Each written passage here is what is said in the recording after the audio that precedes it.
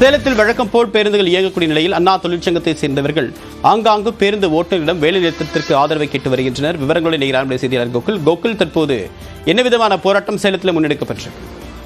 தமிழ்நாடு அரசு போக்குவரத்து கழக ஊழியர்களின் பல்வேறு கோரிக்கைகளை வலியுறுத்தி நேற்று முதல் அண்ணா தொழிற்சங்கம், CITU உள்ளிட்ட தொழிற்சங்கங்கள் வேலைநிறுத்த போராட்டத்திற்கு அழைப்பு விடுத்திருந்தன. ஆனால் நேற்று சேலத்தை பொறுத்தவரை 100% பேருந்துகள் இயக்கப்பட்டது. இந்த நிலையில் இரண்டாவது நாளான இன்றும் தற்போதைய நிலவரப்படி அனைத்து பேருந்துகளும் வழக்கம் போல் இயக்கப்பட்டு வருகின்றன.